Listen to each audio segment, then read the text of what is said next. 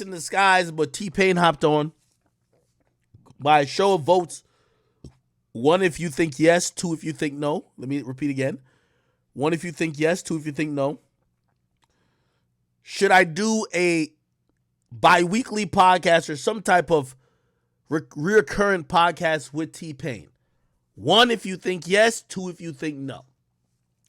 A lot of the things he said on our stream were very triggering to a lot of people. I've thought about it so much. In the moment, I didn't know what it was going to be, but it was really gold. I listened to the whole thing because I'm obsessive. Like, I'm like, damn, this is really fucking good. I do want to be honest, though. I do not know if that was a one-time thing for Tpain, because here's the thing. I seen some people say, yo, this reminds me of like Everyday Struggle. This like if you and him link up, it could be great like Everyday Struggle. Let me tell you what happens. You see, I'm a nigga who's just like, I just went on a rant about fuck Joe Biden. Like, I'm somebody who don't care about people loving me. An artist usually lives in a space of being loved. I think it was hard for Joe a little bit when he had to cross over to the side of being critical because a lot of people disliked him. I've lived in that space many times. These days I go on Twitter, I'll be surprised when a nigga agree with me. I'm just speaking my honest opinion. If people are entertained by it or triggered by it, that's their problem. I watched how people reacted to Tpain's comments on my stream. By the way, he was lit. I was lit. And I said to myself, after reading all the, feedback, I said, me and him would make an amazing podcast. If, and this is the important if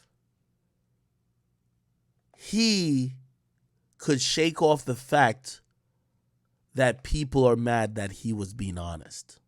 There's a lot of artists, let me tell you this, I've done Off the Record, I've done Everyday Struggle, I've done On the Sticks, I've done so many hip-hop shows or whatever the case is, and everybody talks great hip-hop with me until the cameras turn on. The only difference between me and everybody else is when the cameras turn on, I'm down to say what I said off the camera. Because fuck that relationship if I can't be honest about it. And why Joe was so great is that Joe was just down to be honest. Even if Joe pissed off Eminem. A nigga who later would come back and say that he pretty much saved Joe's career. But Joe was down to be honest. The reason why Everyday Struggle when it came to me pairing me with an artist can never be the same, because you won't find an artist that was that influential. And of course, I would say Tpain had a way better career than Joe. But you can't find that person being honest. So I looked at it and I didn't hit Pain up. Because, everybody has to go through their own processing of the feedback themselves. But I said, if Pain goes through this next 2 weeks of everybody regurgitating the content and reacting to it, and he says, nah, I stick by it, and I'll double down, me and him, we could have a fire show. Like, I ain't gonna lie. Shit, I might do one more podcast with him, but after that, I'm pitching a show. Facts. Not Everyday Struggle like, because I think that's just me and Joe, honestly. But I think there's a different show, me and Pain. But it's only if he could withstand the things that people are saying about him. Like, for example, another thing that with Joe is like, people started getting at Joe that were artists. Like, for example, what I've said about Chris Brown, I've been a huge Chris Brown fan, but there's a point that I kind of change up my tune and say, nah, I said potential got to meet reality. And like all that, he's going to be the next Michael Jackson shit, that shit stopped a while ago. Chris Brown, for the most part, ain't going to be wilding out because I said it. But Tpain's an artist who's so successful or had success in the game that it's probably going to drum up. And I'm actually surprised that Chris Brown didn't respond at all yet. But Tpain is going to have those people chime in. And I looked at all that and I'm like, I don't know if he's down to say, oh no, I said what I meant and I'm standing on it. Versus, I thought he would have probably said, "Yo, nigga, I was drunk, but I love you, Payne. I love you, Chris Brown. And I love you, whatever." See, that's me. I'm not doing that, nigga. That's what I meant. I fuck with you, though, but that's what I meant. I have zero relationships to protect. Chris Brown has never given me $1 in my life.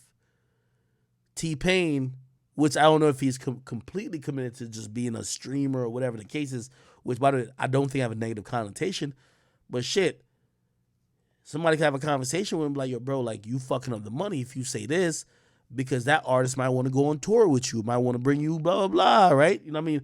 Might have opportunities for him. So I look at shit like that and I'm like, Payne got to go through his own shit with it. And I'll touch base with him. And if, you know, I'm not saying he got to, like, by the way, don't make this seem like I'm saying, oh, he got to be dissing people. But, like, he was honest. If he could be honest,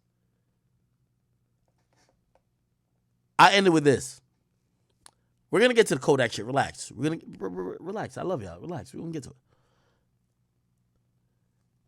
I once thought if me and Joe linked up back for Everyday Struggle or an Everyday Struggle like show, will it be the same? The Joe that I ran into when I first auditioned, when I first did the show, Joe was upset about the current state of music. Joe would be like, KD said it recently about, like, I think it might have been about Charles or whatever. It was like, yo, y'all be mad critical of us because we make more money than y'all used to make. And I think for maybe a small segment, it was like maybe Joe was a little bit like, man, fuck these like entitled ass niggas. We used to make less than they used to make, and we used to understand blah blah. So that's why he gave his opinion. These days, Joe makes a shit ton of money from podcasting, from the various things he does. I don't know, after making all that money, will you have the same opinion? Because now you might just be like, well, fuck y'all rappers. I make more than y'all. We've seen that recently. Look how Gilly just talked to Rose. Did y'all see that? Yo, I bet anybody $1 million. Gilly the Kid has made way more money off podcasting than he's made off of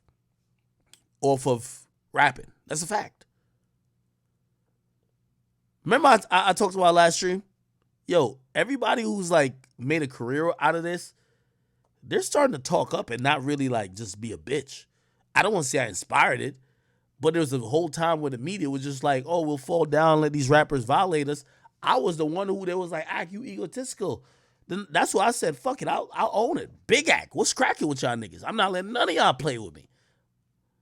What you see now? Shade Room violating people, Vlad clapping back. Gilly the Kid, who, if you ever see Gilly interview an artist, Gilly be acting like a fan like he wasn't an artist. Like Gilly don't be seeming like the nigga who be big dog and shit until he felt his ego was a little bit disrespected.